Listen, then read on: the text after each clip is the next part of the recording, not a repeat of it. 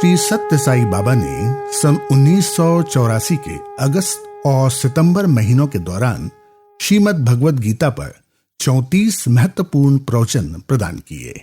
ये प्रवचन गीता के सार को विविध सरल उदाहरणों के माध्यम से निरूपित करते हैं, जो प्रत्येक साधक के लिए अत्यंत उपयोगी है।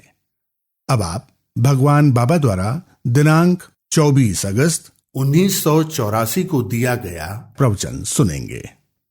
भूमिका। भगवान बाबा अपने इस प्रेरणादायक एवं ज्ञानवर्धक प्रवचन में अत्यंत गंभीर तथ्यों को अति सरल उदाहरणों के माध्यम से प्रस्तुत कर छात्रों का मार्ग निर्देशन करते हैं।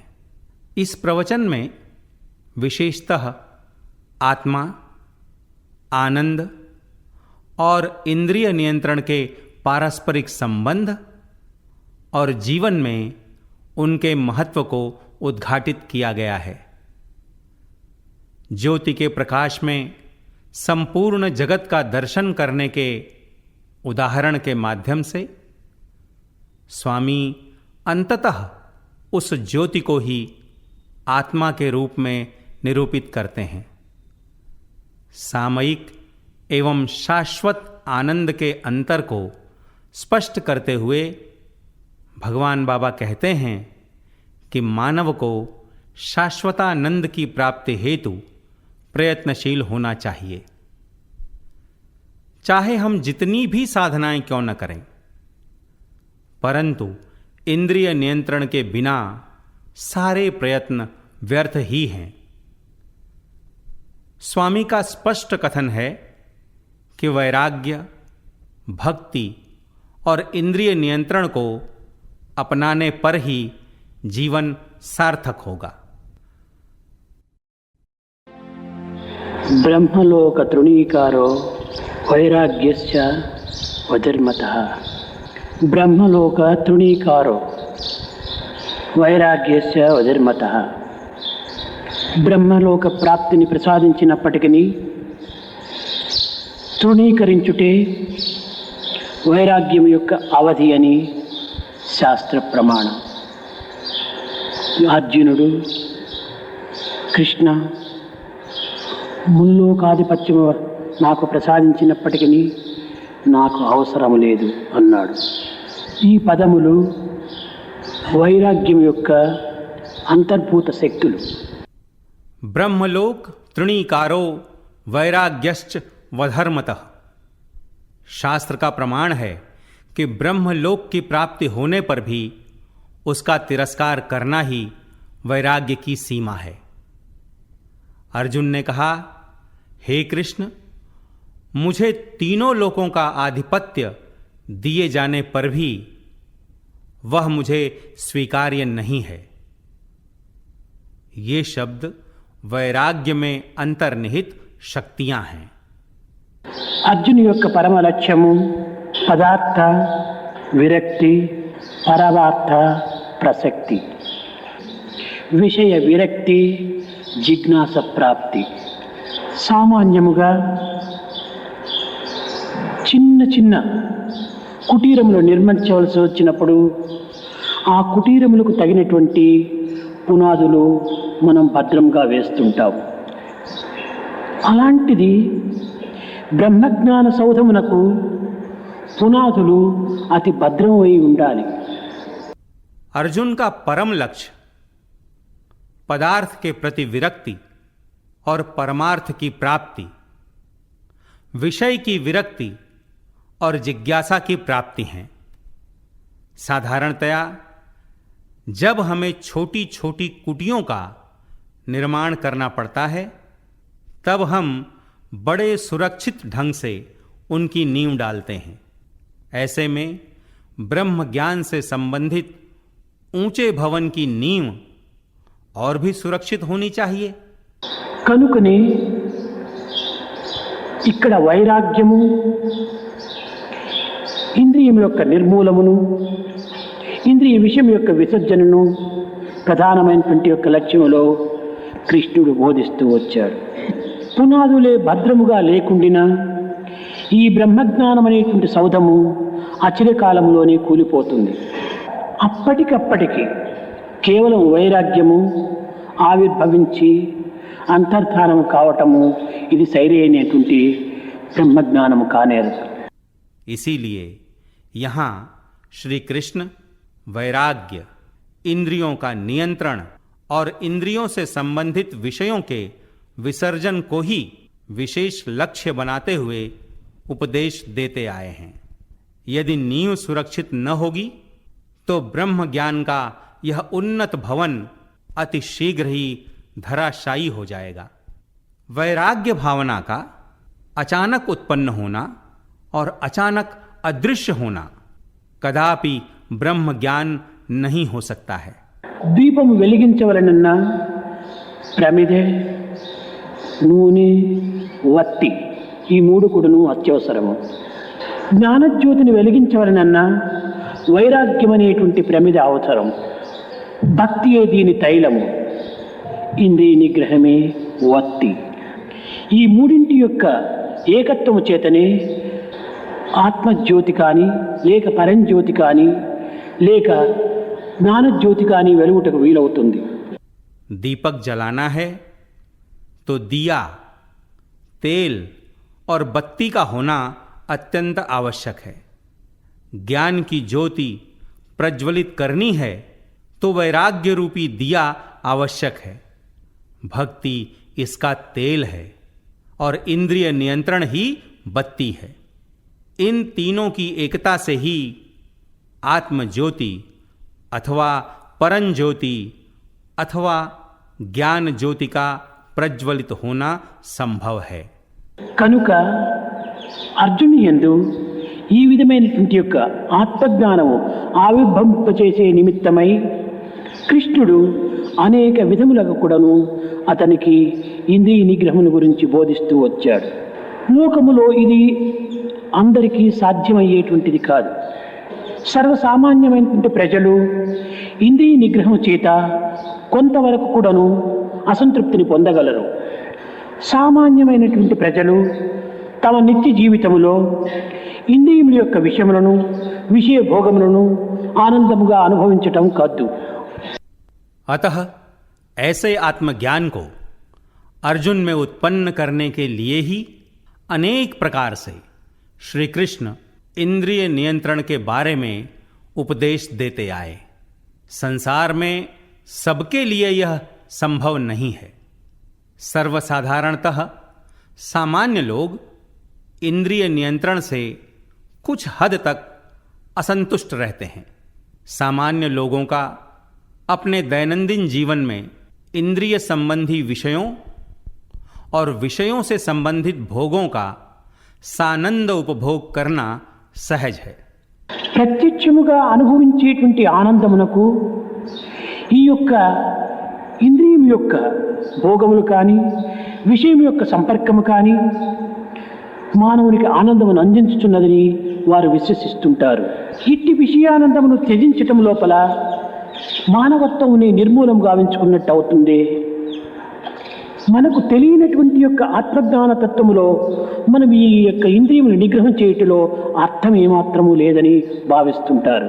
लोगों का विश्वास है कि इंद्रियों से संबंधित विषयों और विषयों से संबंधित भोगों से उन्हें प्रत्यक्ष रूप में आनंद प्राप्त हो रहा है. वे यह मानते हैं कि विषयों से संबंधित आनंद को त्यागना जीवन को ही विनष्ट करना है. जब हमें आत्मज्ञान से संबंधित तत्व के बारे में कुछ ज्ञात ही नहीं है, तब इंद्रियों का नियंत्रण कुछ मायने नहीं रखता है. అవి మనకు ప్రత్యక్ష ప్రమాణములుగా గోచరించటం లేదు. ఇంద్రియ విషయ ఆనందములు ప్రత్యక్షమైనటువంటి అనుభూతిలో ఉంటున్నాయి. మన చేతిలో ఉండినటువంటి పిట్టను వదలి పొదలోని పిట్టకై ప్రాకులాడేటువంటి వాడు అజ్ఞాని అని భావిస్తుంటారు. आत्मज्ञान से संबंधित तत्व प्रत्यक्ष प्रमाण के रूप में दिखाई नहीं दे रहे हैं, परंतु इंद्रिय संबंधी विषयों का आनंद प्रत्यक्ष रूप में अनुभूति प्राप्त करा रहे हैं. वे मानते हैं कि हाथ में धरी चिड़िया को छोड़कर झाड़ी में छिपी चिड़िया के लिए प्रयत्न करने वाला अज्ञानी है. మన నిత్య జీవితంలో అనుభవించేటువంటి యొక్క విషయానందమును విసర్జించి ఎప్పుడో ఎక్కడో ఏదో నాడు అనుభవించడానికి అవకాశం ఉంటుంటుందని ఈ ఆత్మానంద నిమిత్తమై ప్రాకులాడటము ఇది వెర్రితనమని కూడాను భావిస్తుంటారు. కనుక భగవద్గీత బోధించేటువంటి ఇంద్రియ నిగ్రహమును కానీ విషయ త్యాగమును కానీ ఇది సరి అయినటువంటి మార్గము కాదు ప్రజలకు అని కూడాను విమర్శిస్తుంటారు. ఇది కేవలము తెలియనటువంటి యొక్క అమాయకత్వం అనే చెప్పవచ్చు.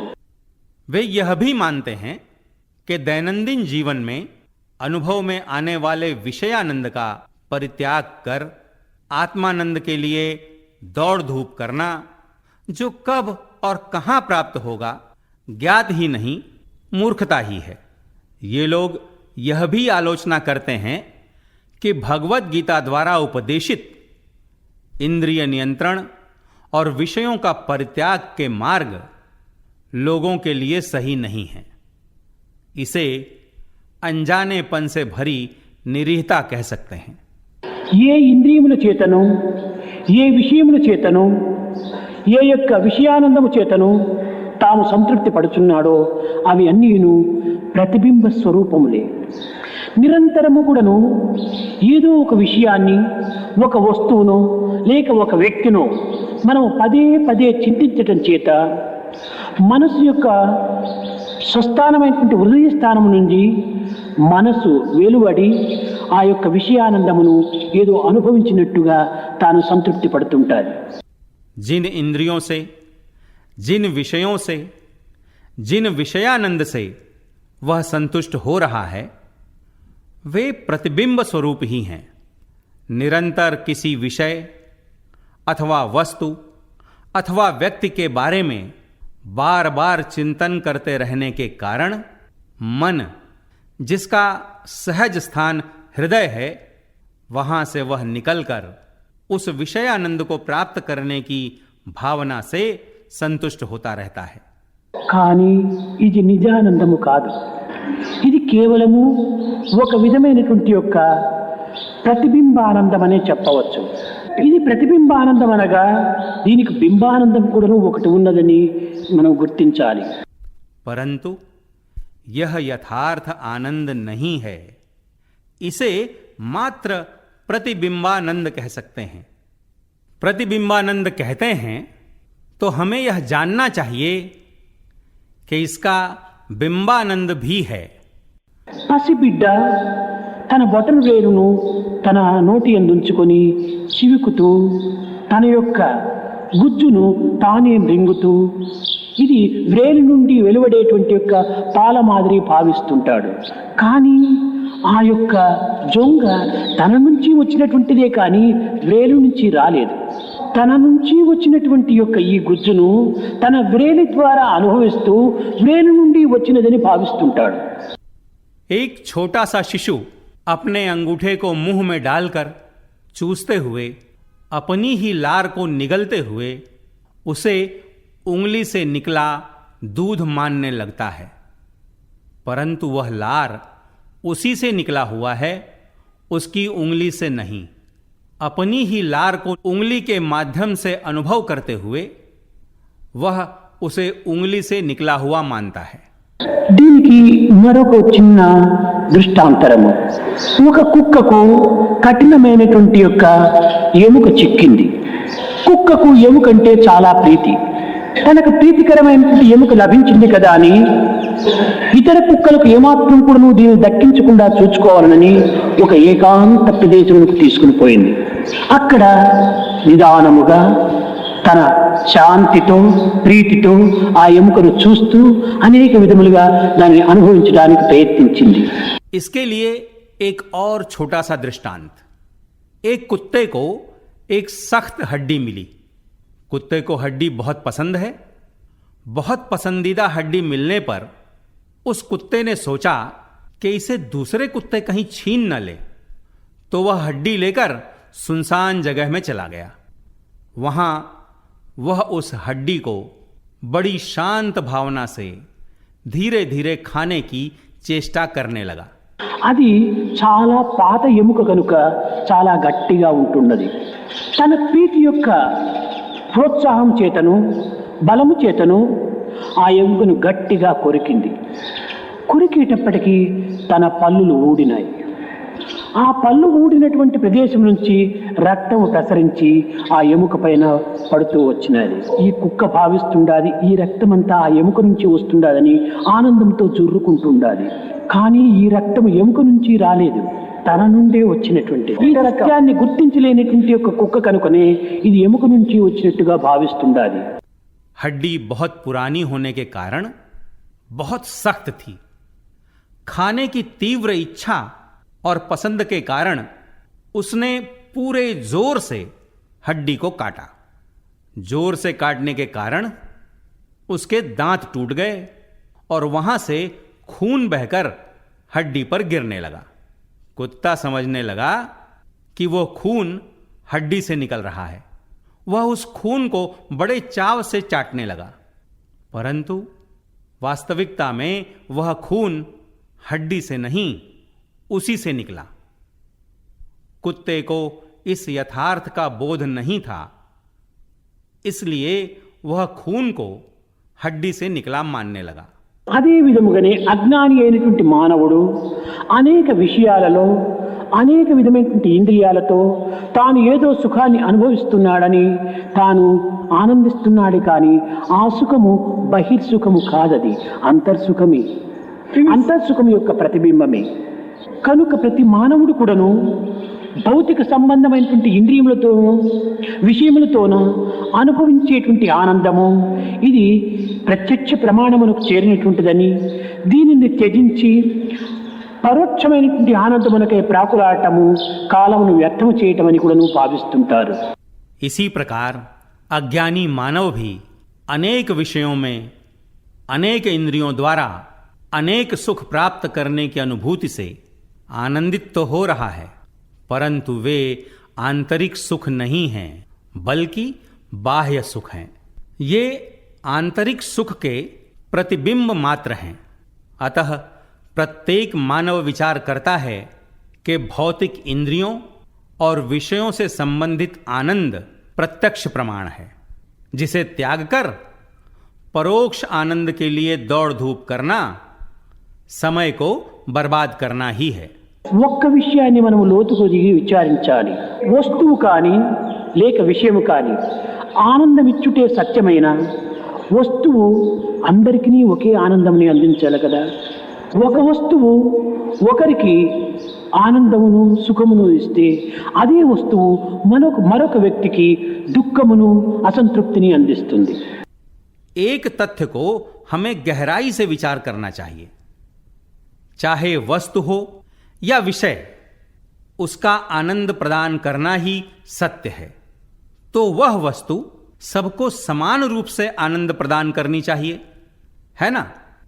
एक वस्तु एक व्यक्ति को सुख और आनंद प्रदान करती है, तो वही वस्तु दूसरे को दुख और असंतुष्टि दे रही है। వస్తువునందే సుఖం ఉండినట్లయినా దీని సుఖం అందరికీ సమానంగానే ఉండాలి కదా. ఒకరికి కాకరకాయ చాలా ఇష్టంగా ఉంటుంటుంది, మరొకరికి ఈ కాకరకాయ అయిష్టంగా ఉంటుంటుంది. నిజముగా ఈ ఆనందము కాకరకాయ అందే ఉంటుంటే ఈ కాకరకాయ అందరికీ ఆనందమే ఇవ్వాలి, కానీ ఒకరికి ఇష్టమును మరొకరికి అయిష్టమును అందించుటకు వీలు లేదు. यदि वस्तु में ही आनंद निहित है तो वह सबको समान रूप में प्राप्त होना चाहिए, है ना। किसी को करेला बहुत पसंद है, परंतु दूसरे को करेला बिल्कुल पसंद नहीं है। यदि आनंद करेले में ही है तो सबको आनंद प्रदान करना चाहिए, परंतु एक को आनंद और दूसरे को नापसंद होना संभव नहीं है। అదే విధముగా ఒక్కొక్క విషయము ఒకరికి ఇష్టమైతే మరొకరికి అయిష్టంగా ఉంటుంటుంది. ఈ ఇష్టములు అయిష్టములు తాత్కాలికమైన సంబంధించినటువంటివే కానీ శాశ్వత సుఖానందములు కావు. ఒకరికి అమితంగా ఆకలి వేసింది. ఈ ఆకలి సమయం లోపల ఏదో ఒకటి వడ్డించారు, కానీ ఆ వడ్డించినటువంటి పదార్థములు అతి రుచిగా తోచింది అతనికి. ఈ రుచికి కారణం ఏమిటి? ఆకలే. इसी प्रकार एक एक विषय किसी को पसंद और किसी को नापसंद होता है। ये पसंदगी और नापसंदगी तात्कालिक ही हैं। ये शाश्वत सुख और आनंद से संबंधित नहीं है। किसी को बहुत भूख लगी, उसे भूखा देख उसे कुछ परोसा गया व्यंजन उसे बहुत स्वादिष्ट लगा। इस स्वाद का कारण क्या है? भूख ही है। ఈ ఆకలి తీరేంత వరకు ఏ పదార్థమైనా కూడాను రుచిగానే ఉంటుండేనని. ఈ ఆకలి తీరిన తర్వాత పంచభక్ష పరమాన్నములు వడ్డించినప్పటికీ తాను విసుగు పొందుతాడు.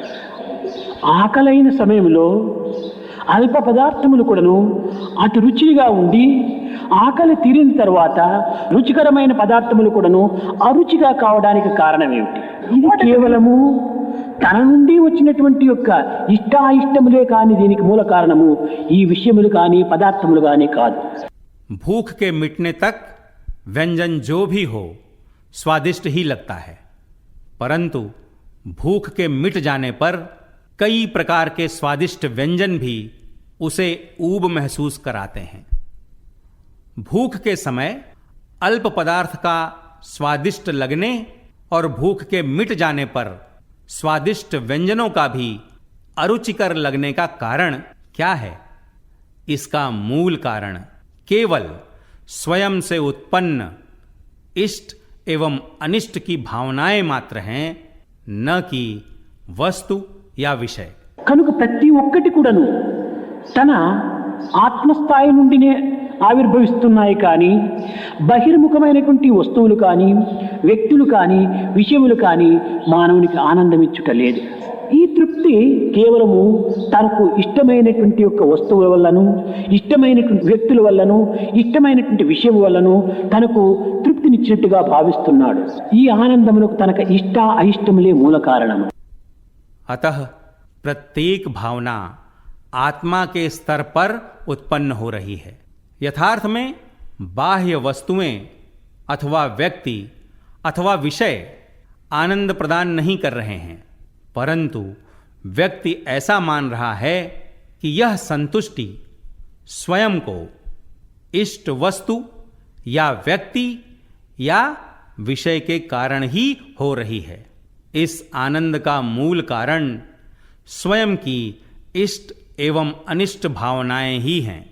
ఒక వ్యక్తి పైన అమితంగా ప్రేమగా ఉండినప్పుడు ఆ వ్యక్తి ఎట్టి పనులు చేసినప్పటికీ ఈ వ్యక్తి సమర్థించుకుంటూ ఆ వ్యక్తిని ప్రేమిస్తూనే ఉంటాడు. అతను ఎట్టి కార్యములు చేసినప్పటికీ సమర్థించి అతన్ని ప్రేమించటంలో ఉండినటువంటి కారణం ఏమిటి? తన ఇష్టమే. ఒక వ్యక్తి పైన అమితమైనటువంటి మోహముతో ప్రేమతో ఆ వ్యక్తిని సన్నిహితమైనటువంటి మిత్రునిగా భావిస్తుంటాడు. కానీ ఈ ప్రేమ ఆ వ్యక్తి యందు లేదు, అతన్ని ప్రేమించినటువంటి మోహమునందు ఉంటుండాలి. एक व्यक्ति के प्रति अपार प्रेम के होने पर चाहे वह कैसे भी काम क्यों न करे, यह उसका समर्थन ही करते हुए प्रेम जताता ही रहेगा। कैसा भी कार्य करने पर भी उसके प्रति प्रेम जताने का कारण क्या है? उसके प्रति अपनी इष्ट भावना। मानव एक व्यक्ति के प्रति अपार मोह एवं प्रेम के कारण उसे अपना घनिष्ठ मित्र मानने लगता है, परंतु यह इष्टता उस व्यक्ति में नहीं बल्कि उससे किए गए प्रेम में निहित मोह में है। దీనిని బృహదారణ్యకోపనిషత్తులో యాజ్ఞవల్క్యుడు మైత్రేయికి చెప్పుతూ, మైత్రేయి, నీవు నీ నిమిత్తమే నన్ను ప్రేమిస్తున్నావు కానీ నా నిమిత్తము కాదు.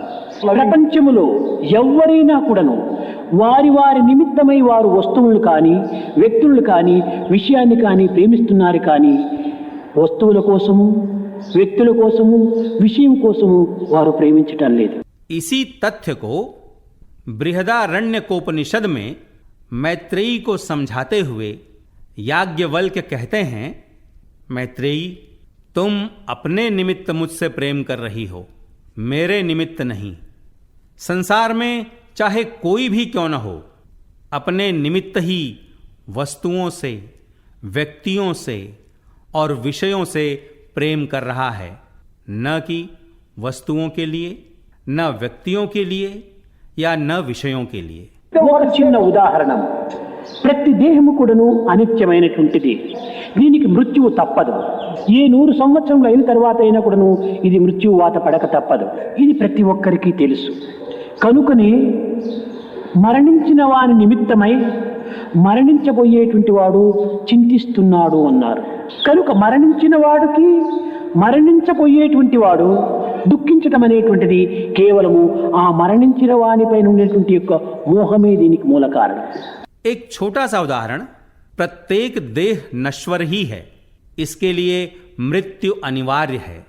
चाहे 100 वर्ष ही क्यों न बीत जाएं, परंतु मृत्यु अनिवार्य है, यह सबको पता है. इसीलिए कहा गया है कि मरे हुए के लिए मरने वाला दुखी हो रहा है. अतः मरे हुए के प्रति मरने वाले का दुखी होना उसके प्रति निहित మోహ కే హీ కారణ హై. మరణము సత్యమని తెలిసి కూడాను వీడు దుఃఖిస్తున్నాడంటే ఆ దేహమునకు ఈ దేహమునకు పెంచుకున్నటువంటి యొక్క మోహమే దీనికి మూల కారణం. కనుక దుఃఖమునకు మూల కారణము మోహమే కాని ప్రేమ కాదు. मृत्यु के निश्चित होने की बात से अवगत होते हुए भी यदि यह दुखी हो रहा है तो इसका मूल कारण इस देह और उस देह में आपस में विद्यमान मोह ही है. अतः दुख का मूल कारण मोह ही है, प्रेम नहीं. మానవుడు నిరంతరము కూడాను వీని పేరే ఆనంద పిపాసి అని. అట్టి ఆనంద పిపాసి నిరంతరము ఆనందమునే ఆశిస్తాడు కానీ దుఃఖమును ఏమాత్రము ఆశించడు. ఈ మానవుడు నిరంతరం కూడాను లాభమునే ఆశిస్తాడు కానీ నష్టమును ఆశించడు. కారణము ఇతని యొక్క స్వభావం. ఆనందమే ఇతని స్వభావం, లాభమే ఇతని స్వభావం. मानव का एक अन्य अर्थ आनंद पिपासी है. आनंद का यह पिपासी निरंतर आनंद की ही अपेक्षा करता है. वह कदापि दुख की अपेक्षा नहीं करेगा. यह मानव सदा लाभ की ही अपेक्षा करता है, कदापि हानि की अपेक्षा नहीं करता है. कारण इसका स्वभाव ही है. आनंद ही इसका स्वभाव है, लाभ ही इसका स्वभाव है.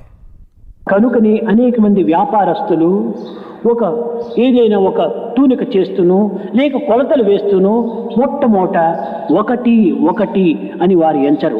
లాభం లాభం లాభం మొదలు లాభంతో ప్రారంభిస్తారు. ఇంకా 6వ అంకె దగ్గరికి పోయేటప్పటికి ఆడ 6 అంటారు, 7 అని చెప్పడు. 6 అంటారు. అంటే 7 అంటే దుఃఖము తాను ఆశించడు.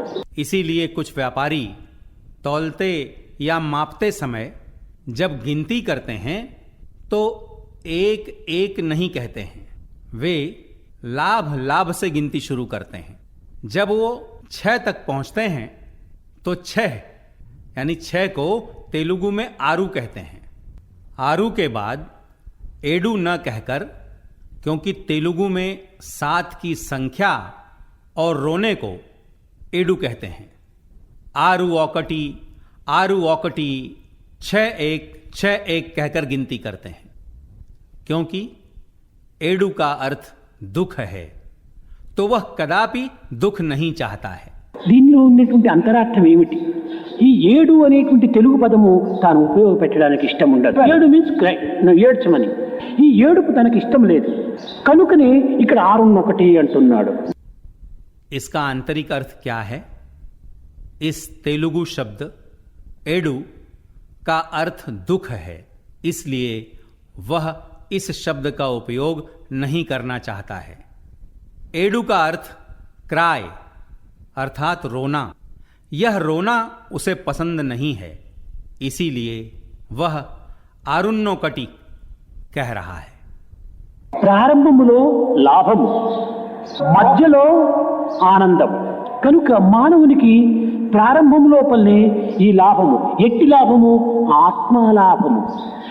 అన్ని లాభముల కంటే ఆత్మలాభము చాలా గొప్పది అన్నారు. కనుకని ఈ ఆనందం అనేటువంటిది ఎక్కడి నుంచి వస్తుంది? మనము ఒక చక్కని సుందరంగా ఉండినటువంటి మంచి అందంగా ఉండినటువంటి ఒక గులాబీ పుష్పం తీసుకుందాం. ఈ అందమైనటువంటి పుష్పంను చూసేటప్పటికి కొంత ఆనందం కలుగుతుంది. అదే ఒక అందమైనటువంటి వ్యక్తిని చూస్తే ఒక ఆనందం కలుగుతుంది. అదే ఒక అందమైనటువంటి జగత్తును చూస్తే ఆనందం కలుగుతుంది. సైట్ సీన్స్ చూడటానికి వెళుతుంటారు. ఇందులో ఏమి కారణం? ఆనందము. आरंभ में लाभ और बीच में आनंद, अतः मानव की अपेक्षा आरंभ में ही लाभ, फिर वो कैसा लाभ? आत्मा का लाभ। इसीलिए कहा गया है कि सभी प्रकार के लाभों से आत्मा का लाभ अत्यंत उत्तम है। आखिरकार यह आनंद कहाँ से प्राप्त होता है? हम एक अति सुंदर गुलाब को लेंगे। सुंदर फूल को देखते ही कुछ आनंद होता है। इसी प्रकार एक सुंदर व्यक्ति को देखने पर आनंद होता है। इसी तरह सुंदर जगत को देखने पर आनंद होता है। लोग साइट सीइंग पर जाते हैं। क्यों? क्योंकि इसमें आनंद है। కనుకని ప్రకృతి యొక్క సౌందర్యంలో కూడాను ఆనందం ఉంటుండాలి. వ్యక్తి యొక్క అందములో కూడాను ఆనందం ఉంటుండాలి. వస్తువుల యొక్క అందములో కూడాను ఆనందం ఉంటుండాలి. అయితే ఈ ఆనందం ఎంతవరకు? ఈ అందం ఎంతవరకు? గులాబీ పుష్పము నేడుకు మనం చేతిలో తీసుకున్నాం. రేపటి దినముకు అది వాడిపోతుంది. ఈ అందము కూలిపోతుంది. ఆనందం కూడాను అంత్యమవుతుంది. అందము వికృతత్వం పొందిన తక్షణమే ఆనందము అంతర్ధానం అయిపోతుంది. प्रकृति के सौंदर्य में भी आनंद है, व्यक्ति की सुंदरता में भी आनंद है, वस्तुओं की सुंदरता में भी आनंद है। परंतु यह आनंद कब तक, यह सुंदरता कब तक? गुलाब के फूल को हाथ में धरा, परंतु कल तक वह मुरझा जाएगा, उसकी सुंदरता विनष्ट हो जाएगी, आनंद का भी अंत हो जाएगा। जैसे ही सुंदरता विकृत हो जाती है तो तुरंत आनंद भी अंतर्ध्यान हो जाता है। అదే విధంగానే బాలుడు, యవ్వనుడు, వృద్ధుడు ఈ మూడింటి యందు కూడాను బాల్యమునందు చాలా అందంగా ఉంటుంటారు. ఇది బాల్యము అనేటువంటిది కేవలము దైవాత్మక స్వరూపం అని కూడా చెప్పవచ్చు. కారణమేమనగా ఆ బాల్యములో ఎట్టి కోప, తాప, ఈర్ష్య, అసూయ, డంబ, అహంకారాదులు ఆ యొక్క వయసులో ఏమాత్రము ఉండవు. దుర్గుణములు ఆ యొక్క బాల్యములో ఉండవు కనుక వాడు సత్పురుషుడుగాను సర్వేశ్వరునిగాను భావించటంలో తప్పు లేదన్నాడు జీసస్. इसी प्रकार बालक, युवा और बूढ़ा, इन तीनों में भी बचपन में बड़ी सुंदरता होती है। बचपन को दिव्यता का स्वरूप कहा जा सकता है, क्योंकि उस बचपन में क्रोध, ताप, ईर्ष्या, द्वेष, अहंकार जैसे गुण बिल्कुल नहीं होते हैं। ईसा मसीह ने कहा कि उस बचपन में ऐसे गुण न होने के कारण उन्हें सज्जन और ईश्वर के समान कहने में कोई गलती नहीं है। ఈ దేహమునందు ఏ విధమైనటువంటి దుర్గుణములు, దురాలోచనలు ఉండవు కనుకనే వాడు చక్కగా అందంగా ఉంటుంటాడు. ఈ అందమునకు కారణం ఏమిటని మనం చక్కగా విచారిస్తే దుర్భావములు, దుర్గుణములు లేవు కనుకనే అందం. ఇది పెరుగుతూ పెరుగుతూ పెరుగుతూ పెరుగుతూ తన దుర్గుణములు కూడాను పెంచుకుంటాడు. ఈ దుర్గుణములు అభివృద్ధి కాగానే అందము క్రమక్రమేణా నశిస్తూ వస్తుంది. इस देह में किसी प्रकार के बुरे गुण अथवा बुरे विचारों के न होने के कारण वह अत्यंत सुंदर होता है। इस सुंदरता के कारण पर विचार करने से ज्ञात होता है कि दुर्भावनाओं और दुर्गुणों का नहीं रहना ही सुंदरता है। बढ़ते बढ़ते वह अपने में दुर्गुणों को बढ़ाता है। दुर्गुणों के बढ़ने के साथ ही धीरे धीरे उसकी सुंदरता भी घटती जाती है। ఈ అందమును కోల్పోవటం కారణమేమిటి? దురాలోచనలు, దుర్గుణములు, దుశ్చర్యలే. కనుకనే మానవుని యొక్క అందమంతా కూడాను క్రమక్రమేణా కూడాను నశించిపోతుండాలి. కనుక ఇక్కడ ఇది కూడాను శాశ్వతమైన ఆనందం కాదు. सुंदरता के विनष्ट होने का कारण क्या है? कारण बुरे विचार, दुर्गुण और बुरे कर्म ही हैं। मानव की सुंदरता भी धीरे धीरे घटती जाती है। अतः यहाँ आनंद भी शाश्वत नहीं है। మీకందరికీ బాగా తెలుసును, పుట్టిన గాడిద పిల్ల కూడాను చాలా ముద్దుగా ఉంటుంటుంది. అది పెరుగుతూ పెరుగుతూ పొట్ట కూడాను పెరిగిపోవటం వల్ల వికారంగా మారిపోతుంది.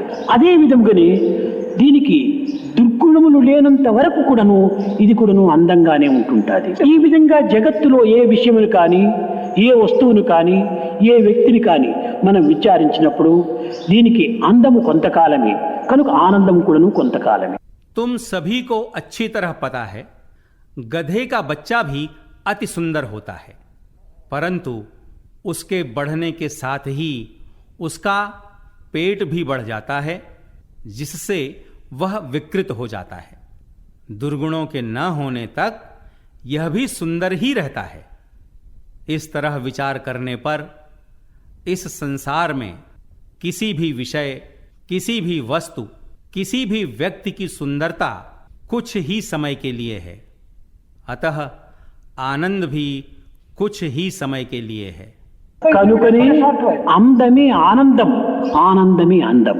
ఆనందము లేని అందము, అందము లేని ఆనందము ఉండుటకు వీలు లేదు.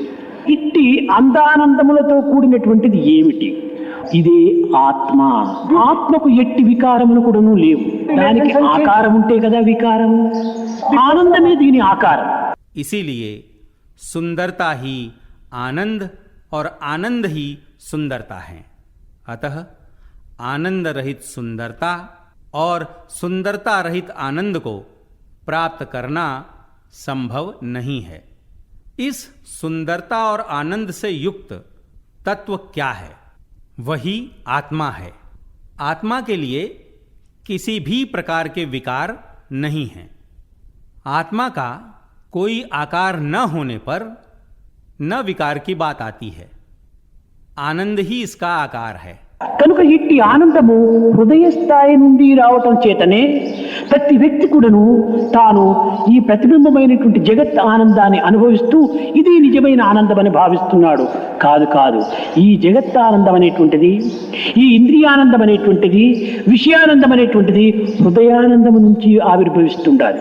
अतः इस आनंद के हृदय के स्तर से निःसृत होने के कारण प्रत्येक व्यक्ति इस प्रतिबिंब रूपी जगत के आनंद की अनुभूति को प्राप्त करते हुए उसे ही शाश्वतानंद मान रहा है। नहीं नहीं, यह जगदानंद, यह इंद्रियानंद, यह विषयानंद, ये सब हृदयानंद से ही उत्पन्न हो रहे हैं। కనుక ఇట్టి ఆనందము బ్రహ్మస్థాయి నుండి లభించుచున్నది కనుక దీనికి బ్రహ్మానందము అని పేరు వచ్చింది. ఇంద్రియ విషయానందముల కంటే అనేక రెట్లు అధికమైనటువంటి ఆనందము చతుర్ముఖానందము అన్నారు. ఈ చతుర్ముఖానందం అనేటువంటిది బ్రహ్మానంద సాగరములో ఒక బిందువు మాదిరి ఉంటుందట. ఈ బ్రహ్మానందం అనేటువంటి మహాసాగరము దైవానందములో ఒక్క అణువు మాత్రం ఉంటుందట. కనుకని దైవానందం అనేటువంటిది ఇది ప్రధానమైనటువంటిది. ఇది నిజమైన హృదయానందం. ఈ హృదయం అనేటువంటిది సర్వత్రా ప్రకాశించేటువంటి యొక్క దేదీప్యమానమైనటువంటి జ్యోతి. अतः यह ब्रह्मा के स्तर से प्राप्त होने के कारण इसका नाम ब्रह्मानंद पड़ा। इंद्रिय और विषयानंद से कई गुना अधिक आनंद को चतुर्मुखानंद कहा गया है। यह चतुर्मुखानंद ब्रह्मानंद सागर में एक बूंद के बराबर है। यह ब्रह्मानंद सागर दैवानंद में एक अणु के समान है। अतः दैवानंद ही प्रधान है। यही सच्चा हृदयानंद है। यह हृदय ही सर्वत्र प्रकाशमान दैदीप्यमान ज्योति है। ఒక చిన్న ఉదాహరణము, జాగ్రత్త అవస్థ యందు సర్వ వస్తువులు కూడాను సూర్యచంద్రాదులు దీపములు ప్రకాశింపచేస్తుంటాయి. ఇది ఈ జగత్తు యొక్క ప్రకాశమునకు కానీ, వస్తువుల యొక్క ప్రకాశమునకు కానీ సూర్యచంద్రాదులు జ్యోతులే దీనిని ప్రకాశింపచేస్తున్నాయని మనం విశ్వసిస్తున్నాం. అయితే స్వప్నావస్థలందు మనం అనేక విధమైనటువంటి వస్తువులను చూస్తున్నాము. అక్కడ ఏ సూర్యచంద్రాదులు ఉంటున్నాయి. స్వప్నావస్థలో ఏ విధమైన సూర్యుడు లేదు, ఏ చంద్రుడు లేదు, ఏ జ్యోతి లేదు. కానీ ఆ స్వప్నావస్థ లోపల జగత్తునంతా చూస్తున్నామే, దీనిని ప్రకాశింపచేసేది ఏమిటి? एक छोटा सा उदाहरण। जागृतावस्था में सूर्य, चंद्रमा और दीपक सभी वस्तुओं को प्रकाशित करते रहते हैं। हम मानते हैं कि इस जगत और वस्तुओं को सूर्य, चंद्रमा और दीपक ही प्रकाशित कर रहे हैं। स्वप्नावस्था में हम अनेक प्रकार की वस्तुओं को देख रहे हैं। वहां किस प्रकार के सूर्य और चंद्रमा हैं? स्वप्नावस्था में कोई सूर्य नहीं है, कोई चंद्रमा नहीं है, कोई ज्योति नहीं है, परंतु उस स्वप्नावस्था में समूचे जगत को देख रहे हैं। फिर इसे क्या प्रकाशित कर रहा है? ఇంకా పూర్తి నిద్రావస్థ లోపల తమస్సును కూడాను చూడగలుగుతున్నాం మనం. ఈ తమస్సును చూపించేటువంటి యొక్క జ్యోతి ఏమిటి? ఈ తమస్సు యందు కేవలము ఒక చీకటి మాత్రమే ఉంటుండాలి. దీనిని ఒక విధమైనటువంటి జ్ఞాన స్థితి అని కూడా చెప్పడం వీలు కాదు. ఇది కేవలము అన్కాన్షియస్ అని చెప్పచ్చు. స్వప్నము అనేటువంటిది సబ్ కాన్షియస్ అని చెప్పచ్చు. ఇప్పుడు జాగ్రత్తలో ఉండేటువంటిది కాన్షియస్ అని చెప్పచ్చు. కానీ ఈ మూడింటికి మితిమీరినటువంటి అనగా దాటినటువంటి యొక్క తురియావస్థని సూపర్ కాన్షియస్ అన్నారు. इतना ही नहीं, पूरी निद्रावस्था में पूरे तमस को भी देख पा रहे हैं। इस तमस को दिखाने वाली ज्योति क्या है? इस तमस में मात्र अंधकार ही है। इसे ज्ञान की स्थिति कदापि नहीं कहा जा सकता है।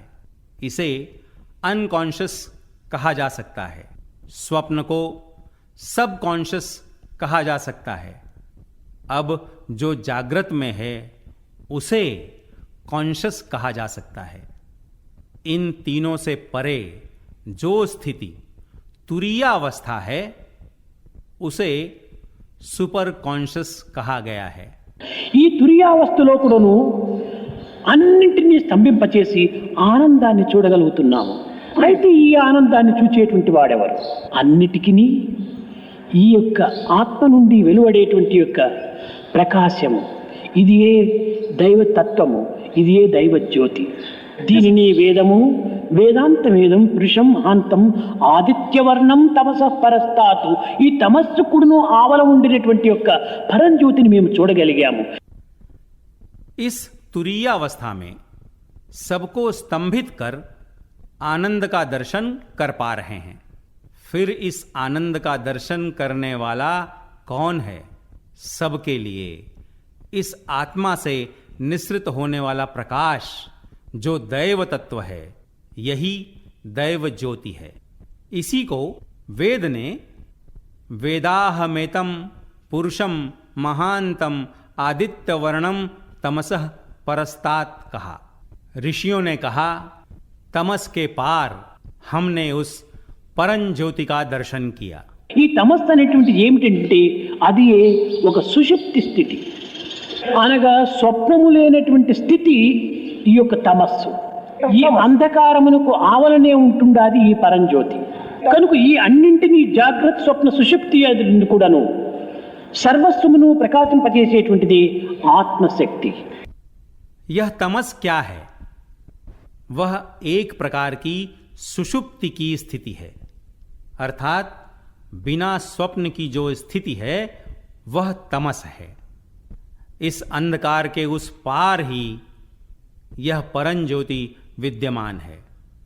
अतः इन सभी अर्थात जागृत, स्वप्न और सुषुप्ति की अवस्थाओं में सबको ఆత్మశక్తి ही ప్రకాశిత్ करती है। ఒక చిన్నది జాగ్రత్త ఎందే మనం యోచించుకోవచ్చును. మీరందరూ కన్నులు మూసుకోండి. ఒక్క తొరి నాయన కన్నులు గట్టిగా మూసుకున్న తర్వాత ఏమి చూస్తున్నావని నేను ప్రశ్నిస్తాను. ఏమి లేదు, చీకటిగా ఉంది అంటాడు. ఈ చీకటిని చూచిన వాడెవరు? ఈ చీకటిని నువ్వు చూచింటే కదా చీకటిగా ఉంది అని అంటున్నావు. एक छोटी सी बात जागृत स्थिति की ही है। तुम सब एक बार अपनी आंखें बंद करो, तब मैं पूछूंगा, वत्स कस के आंखें बंद कर लेने के बाद क्या देख रहे हो? तुम कहोगे कुछ भी नहीं, सब अंधेरा ही है। इस अंधकार को कौन देख रहा है? अंधकार को देखने पर ही तुम कह रहे हो ना कि सब अंधेरा ही है। కనుక చీకటిని కూడాను చూచేటువంటి యొక్క జ్యోతి నీలో ఒకటి ఉంది. ఆ జ్యోతియే ఆత్మజ్యోతి.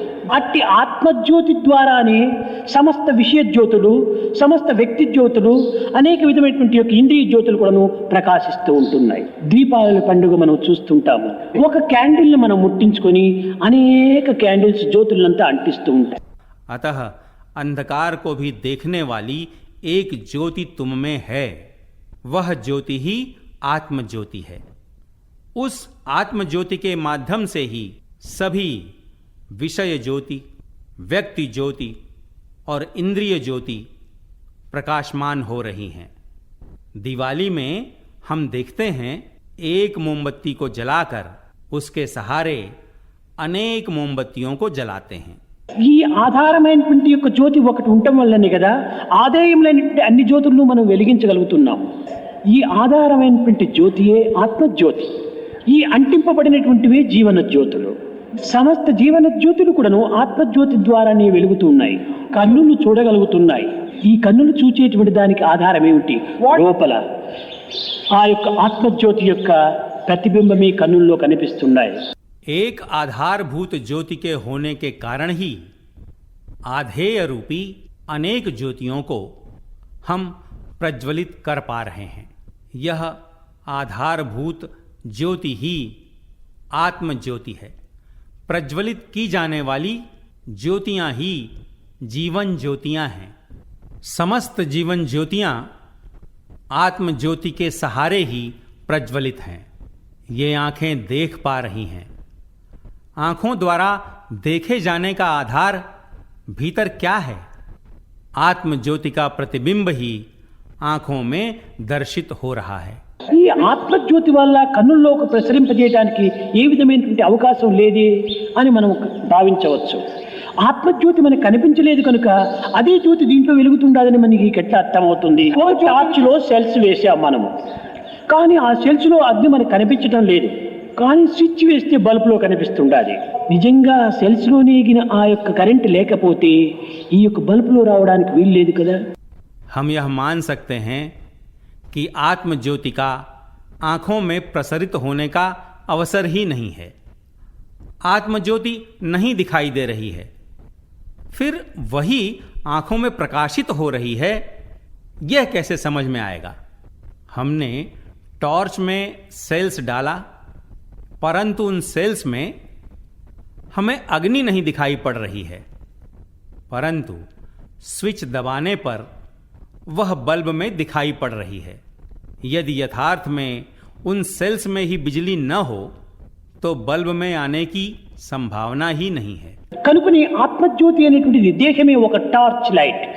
మన కన్నులే దీనికి బల్బ్స్, మన బుద్ధి దీనికి స్విచ్, మన మైండే దీంట్లో సెల్స్. ఈ సెల్స్ అనేటువంటి దానికి దీని సెల్స్ లోపలనే ఒక కరెంటు అనేటువంటిది చాలా ఉంటుండాలి. అదే ఆత్మశక్తి. అయితే కొన్ని సెల్స్ లోపల కరెంటు త్వరలోపల నశించిపోతుంటుంది, కానీ ఆత్మ అనేటువంటి కరెంటు నిరంతరం కూడాను మైండ్ ద్వారా ప్రసరిస్తూనే ఉంటుంటుంది. కనుకనే మన ఏవ మనుష్యానాం కారణం బంధమోచ్యోగో. हमारी देह ही एक टॉर्च लाइट है, हमारी आंखें ही बल्ब्स हैं, हमारी बुद्धि ही स्विच है और हमारा मन ही सेल्स है। इन सेल्स में ही अपार शक्ति है, वही आत्मशक्ति है। कुछ सेल्स में बिजली शीघ्र ही समाप्त हो जाती है, परंतु आत्मशक्ति मन के द्वारा निरंतर प्रसरित होती ही रहती है। इसीलिए कहा गया है मन एव मनुष्याणाम कारणम बंध मोक्षयोः। ఈ మనస్సును చాలా ప్రమాదమైనటువంటిదిగాను, ప్రధానమైనటువంటిదిగాను, ప్రమాణమైనటువంటిదిగాను ఊహిస్తూ వచ్చింది వేదం. కనుక నీవు జగత్తునందు అనుభవించేటువంటి యొక్క ఈ భోగానందములంతా కూడాను కేవలము తాత్కాలికమైనటువంటి ప్రతిబింబములే కానీ ఇది నిజానందములు కాదు. అయితే ఈ ఆత్మానందం అనేటువంటి దాని ద్వారా ఈ లౌకికమైనటువంటి యొక్క ఆనందములంతా మనం అనుభవిస్తూ ఇవి సత్యానందములుగా మనం భావిస్తున్నాము. ఇవి సరి అయిన ఆనందములు కావు. ఇది తాత్కాలికంగా కనిపిస్తుంటాయి. वेद ने इस मन की कल्पना एक खतरनाक तत्व के रूप में, प्रधान तत्व के रूप में और प्रमाण तत्व के रूप में की है. अतः तुम इस जगत में जिन भोगों के आनंद का अनुभव प्राप्त कर रहे हो वे सब तात्कालिक प्रतिबिंब मात्र हैं, परंतु इस आत्मानंद के द्वारा हम इन लौकिक आनंदों का अनुभव प्राप्त करते हुए उन्हीं को सत्यानंद मान रहे हैं. परंतु ये सत्यानंद नहीं है, ये सही आनंद नहीं है, ये तात्कालिक रूप में ही दर्शित होते हैं. జాగ్రత్తలో మనము చూచినటువంటి యొక్క వస్తువాహనాదులంతా కూడాను స్వప్నావస్థ ఎందే మనకు శూన్యమైపోతున్నాయి. స్వప్నావస్థ ఎందు లభించినటువంటి యొక్క సుఖ దుఃఖములంతా కూడాను జాగ్రత్తలో మనం అలక్ష్యం చేస్తున్నాము. స్వప్నం యొక్క పరిస్థితిని మనం జాగ్రత్తలో ఏమాత్రం కూడాను ఊహించడానికి వీలుండదు. కనుక జాగ్రత్త స్వప్న సుషుప్తాదులు అన్నింటి ఎందు కూడాను మనము జాగ్రత్త యొక్క ప్రతిబింబమే స్వప్నం, స్వప్నం యొక్క అంతర్ధానమే ఈ యొక్క సుషుప్తి. जागृतावस्था में हम जिन वस्तु, वाहन आदि को देखते हैं वे सब स्वप्नावस्था में शून्य होते जा रहे हैं. स्वप्नावस्था में जिन सुख और दुख का अनुभव पा रहे हैं उन्हें जागृतावस्था में उपेक्षित करते जा रहे हैं. स्वाप्निक अवस्था की परिस्थितियों की कल्पना हम जागृतावस्था में बिल्कुल नहीं कर सकते हैं. देखा जाए तो इन जागृत, स्वप्न और सुषुप्ति में जागृत का प्रतिबिंब ही स्वप्न है, स्वप्न का अंतर्धान स्वरूप ही సుషుప్తి है. కనుకనే మనము లౌకికంగా అనుభవించేటువంటి ఆనందములు సత్యములని భావించి దాని నిమిత్తమై మనము అనేక విధమైనటువంటి శ్రమలకు గురి అవుతున్నాము. కనుకనే కృష్ణుడు అర్జునునకు, నాయన ఆధారమును నీవు ఆధారంగా చేసుకుంటే ఆధేయము నీకు అలక్ష్యంగా ఉంటుంటాదన్నాడు. ఆధారము చలించనిది, మార్పు చెందనిది, కానీ ఆధేయం అనేటువంటిది ఈ ఆధారం పైన ఆధారపడినటువంటిది. ఈ ఆధేయము నిరంతరము చెలించేటువంటిది. ఈ యొక్క మార్పుతో పాటు ఆధారం కూడాను మార్పు చెందితే ఇంక బ్రతకుటకు వీలు కాదు. हम लौकिक आनंद को सत्य मानकर उनके निमित्त अनेक प्रकार के कष्ट झेल रहे हैं. इसीलिए श्री कृष्ण ने अर्जुन से कहा, वत्स, यदि तुम आधार को ही आधार बनाओगे तो आधेय तुम्हारे लिए उपेक्षित रहेगा. आधार अचल है, अपरिवर्तनशील है, परंतु यह आधेय आधार पर आधारित है. यह निरंतर विचलित होने वाला है. इस आधेय के साथ आधार भी परिवर्तित होता रहे तो जीना असंभव है. ఇది ఒక చిన్న ఉదాహరణ. మనం కార్లలో, బస్సుల్లో, సైకిల్లో, బండ్లో మనం ప్రయాణం అవుతున్నాం. కానీ కారు కదులుతూ ఉండాలి, బాగా స్పీడ్ గా పోతుండాలి. బస్సు కూడాను బాగా వేగంగానే పోతుండాలి. ఏదో కాళ్లతో నడిచినా కూడా మనం కదులుతూనే ఉంటున్నాము. కానీ కాళ్లతో పాటు, కార్లతో పాటు, బస్సులతో పాటు రోడ్డు కూడా కదిలిందంటే మన పరిస్థితి ఏమైపోతుంది? కనుక కదలని రోడ్డు పైన కదిలే వాహనములతో మనం ప్రయాణం చేస్తున్నాము. కనుక స్థిరమైన, నిత్యమైన, సత్యమైనటువంటి యొక్క హృదయము దీని ద్వారా మనం అనిత్యము, అశాస్త్రము, అసత్యమైనటువంటి దేహములతో మనం ప్రయాణం చేస్తున్నాము. एक छोटा सा उदाहरण, हम कार में, बस में, साइकिल पर, गाड़ियों में यात्रा कर रहे हैं. कार चलती रहनी चाहिए, बस भी तेजी से चलती है, हम पैदल भी जाते हैं तो चलते ही रहते हैं. परंतु पैरों, बसों और कारों के साथ रोड भी चलना शुरू कर दे तो हमारी स्थिति क्या होगी? अतः न हिलने वाले रोड पर चलने वाले वाहनों में हम यात्रा कर रहे हैं. हम स्थिर, नित्य और सत्य हृदय के द्वारा अनित्य, असत्य और अशाश्वत देहों के साथ यात्रा कर रहे हैं. మరొకటి సైంటిస్టులు కూడాను చక్కగా గుర్తించవచ్చును. స్వామి బోధించేటువంటి ప్రతి విషయం కూడాను వైజ్ఞానికంగా, ఆధ్యాత్మికంగా, లౌకికంగా అన్నింటిని కూడా నువ్వు సమన్వయం చేసేటువంటివి. దీంట్లో ఎవ్వరు కూడా నువ్వు వేలు చూపడానికి వీలు లేనటువంటి యొక్క స్థితి. ఒక్కటి, నేను ఒక టేబుల్ పైన నిల్చుకున్నాను, టేబుల్ కదిలితే నేను కూడా కదులుతున్నాను. బస్సులో కూర్చున్నాము, బస్సు కదిలితే మనం కూడా కదులుతాము. ఏదో సామాన్యంగా చిన్నదిగా కదులుతున్నప్పుడే మనం కదిలిపోతుంటున్నాము. దీనికంటే ఎన్నో కోట్ల రెట్టుగా అధికంగా కూడాను భూమి కదులుతూ ఉంటుండాలి, తిరుగుతూ ఉంటుండాలి. మనం కదిలే భూమి పైన ఉండి కదలనటువంటి వాడిగా మనం భావిస్తున్నాము. वैज्ञानिक भी अच्छी तरह से इसे समझ सकते हैं. स्वामी जो उपदेश दे रहे हैं वे वैज्ञानिक रूप में, लौकिक रूप में और आध्यात्मिक रूप में सबको समन्वित करने वाले हैं. इस पर कोई भी उंगली नहीं उठा सकता है.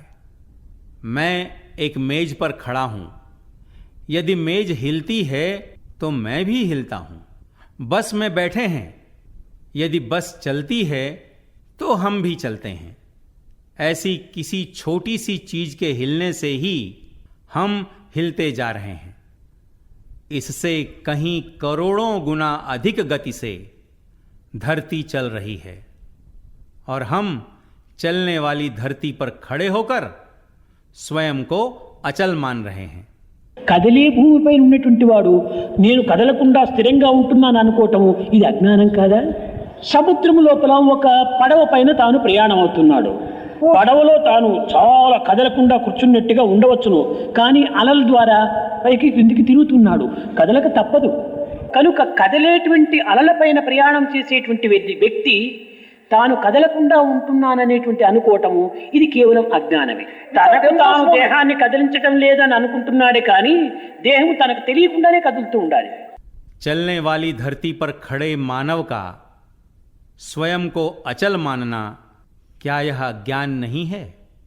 समुद्र पर वह एक नाव में यात्रा कर रहा है, वह डट कर बैठ सकता है, परंतु लहरों के कारण उसका हिलना अनिवार्य है. हिलने वाली लहरों पर यात्रा करने वाले का स्वयं को न हिलने वाला समझना अज्ञान ही है. वह विचार कर रहा है कि वह अपने शरीर को हिला नहीं रहा है, परंतु उसकी इच्छा के बिना ही उसका शरीर हिल रहा है. కనుకనే అర్జున, అనిత్యం అసుఖం లోకం, ఇది ఎప్పుడూ చంచలమైనటువంటిది, ఇది ఎప్పుడూ మార్పు చెందేటువంటిది. ఈ మార్పు చెందేటువంటి దానిలో నీవు నివసిస్తూ మార్పు చెందనటువంటి రీతిగా ఉన్నాననుకోవటం పొరపాటు కదా. దీంట్లో మార్పు చెందని ఆనందమును నీవు అనుభవించటము ఇది కేవలం సాధ్యం కాదన్నాడు. కనుక నీ మార్పు చెందని, కూర్పు కలగని ఆత్మతత్వంలో నీవు ప్రవేశించమన్నాడు. अतः श्री कृष्ण ने कहा, हे अर्जुन, अनित्यम असुखम लोकम, यह निरंतर चंचल है, सतत परिवर्तनशील है. सतत परिवर्तनशील जगत में रहते हुए स्वयं को अपरिवर्तित मानना भूल ही है ना. अपरिवर्तनशील आनंद का अनुभव प्राप्त करना असंभव है.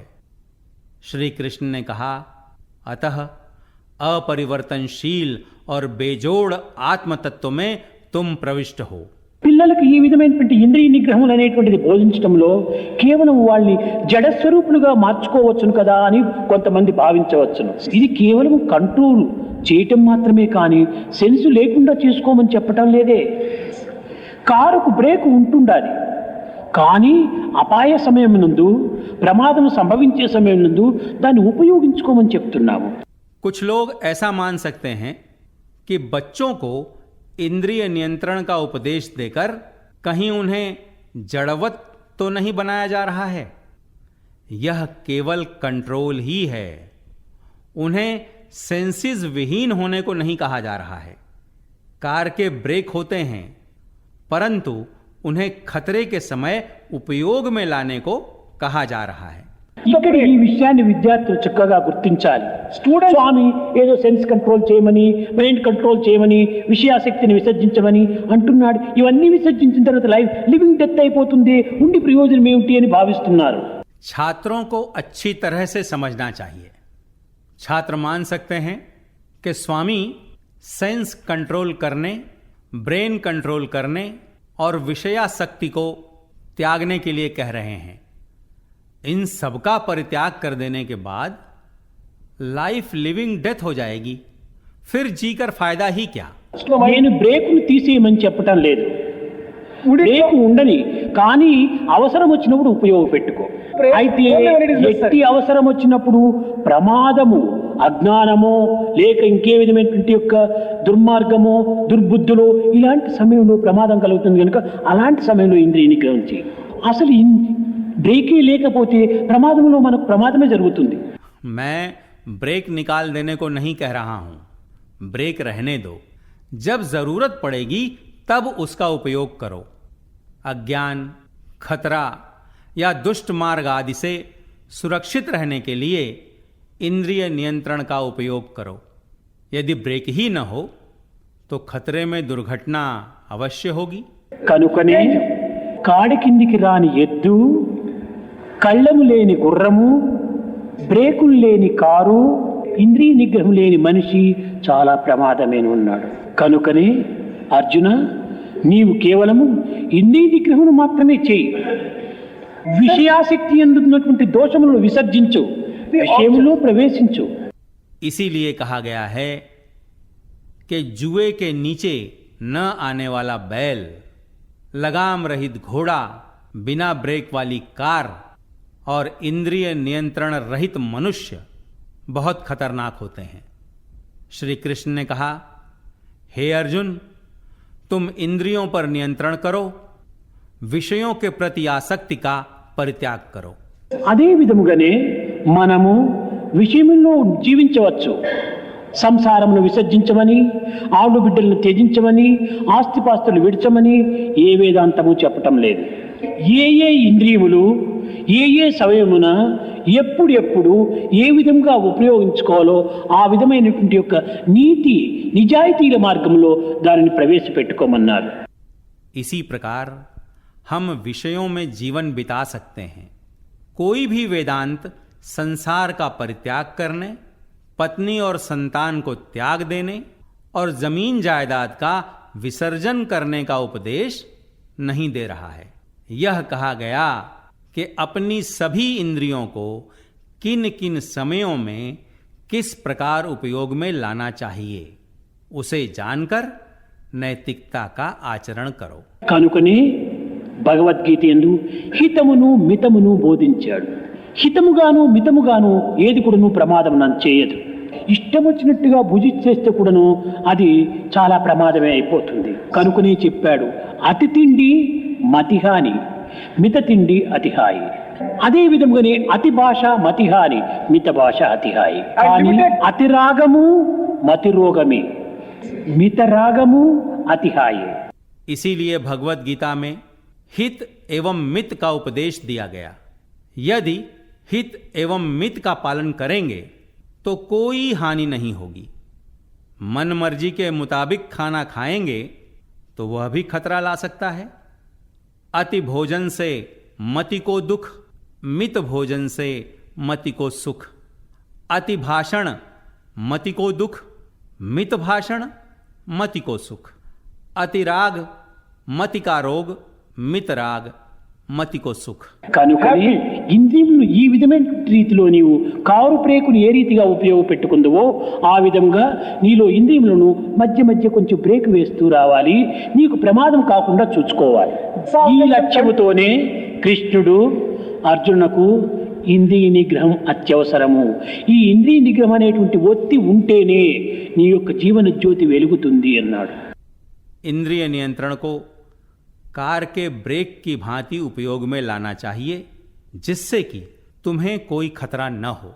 इसी लक्ष्य से श्री कृष्ण ने अर्जुन से कहा कि इंद्रिय नियंत्रण अत्यंत आवश्यक है। इंद्रिय नियंत्रण रूपी बत्ती के होने पर ही तुम्हारी जीवन ज्योति प्रज्वलित होगी।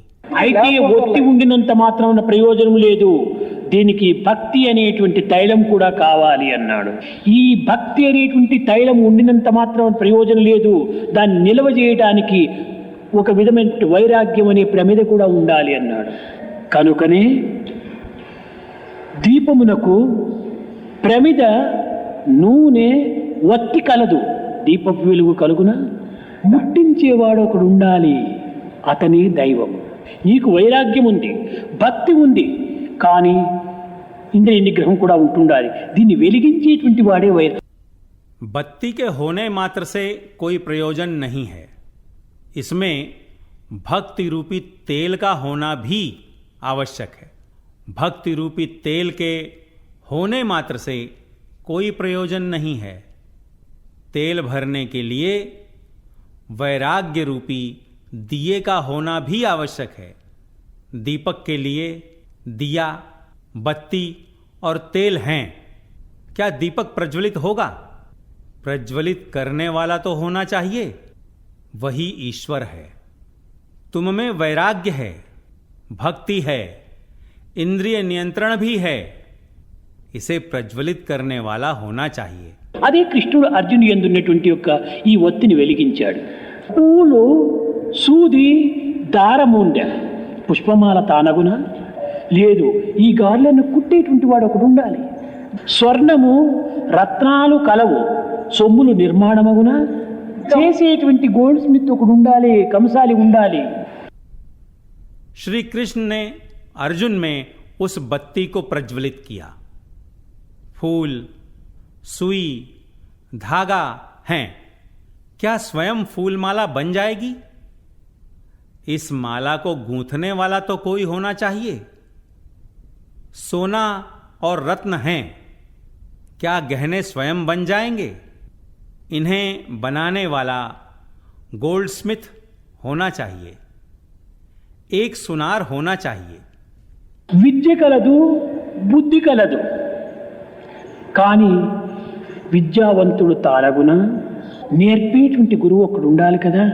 పెద్ద అక్షరంతో ఇట్లా రాసి ఇట్టు పెట్టారు, అది ఏ అని ఉండాలి. ఏ బోర్డు పైన ఉంటుండాలి. పిల్లవాడు కళ్ళతో చూస్తున్నాడు, కన్నులు బాగా మంచిగా ఉంటున్నవి, కానీ అక్షరం కూడా చాలా పెద్దగానే ఉంటుండది. ఆ లెటర్కు ఏ అని శబ్దం అనేటువంటిది చెప్పాలి అనేటువంటి బోధించే గురువు ఒకడు ఉండాలి కదా. కానీ లెటర్ ఉంది, వీడికి కన్నులు ఉన్నాయి పత్తికాయల మాదిరి, కానీ ఈ అక్షరము ఏ, ఈ అక్షరము బి అని చెప్పేటువంటి వాడు ఒకడు ఉండాలి. అతనే జగద్గురువు, అతనే దైవం. विद्या है, बुद्धि है, क्या स्वयं कोई विद्यावान बन जाएगा? सिखाने वाला एक गुरु होना चाहिए. काले तख्ते पर बड़ा सा अक्षर ए लिखा गया, यानी बोर्ड पर ए लिखा गया. बच्चा उसे अच्छी तरह से देख रहा है, आंखें भी स्वस्थ हैं, अक्षर भी बहुत बड़ा है. उस लेटर का उच्चारण ए के रूप में होना चाहिए, यह बताने वाला गुरु तो होना चाहिए. वहां ए लेटर है, आंखें भी बड़ी बड़ी हैं, परंतु यह ए, यह बी है, ऐसा बताने वाला कोई एक होना चाहिए. वही जगत गुरु है, वही ఈశ్వర్ है.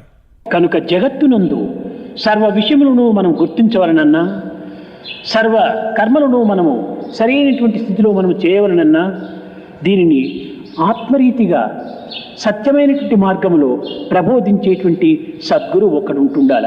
అతనే గురువురు గురువు, అతనే దైవం.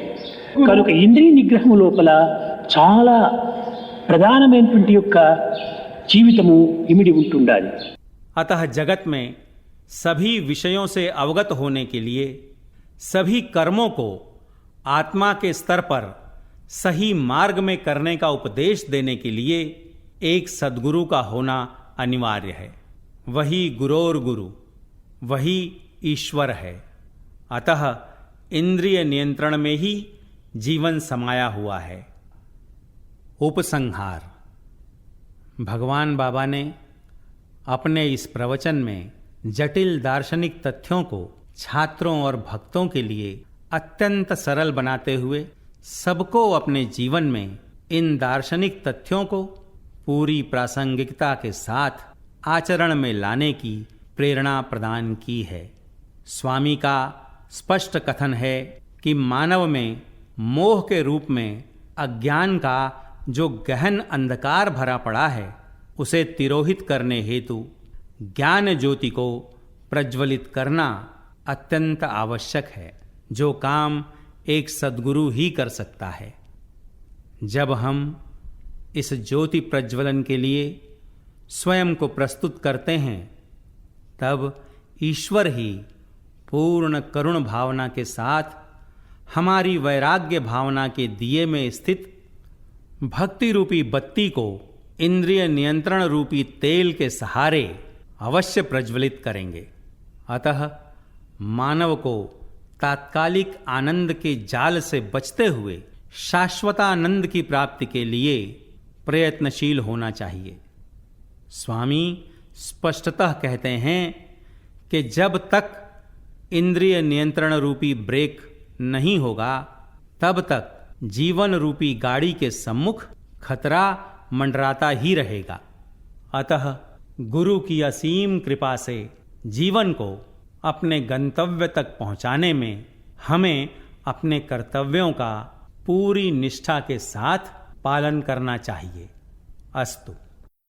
अभी आपने भगवान बाबा द्वारा श्रीमद् भगवत गीता पर दिनांक 24 अगस्त 1984 को दिया गया प्रवचन सुना।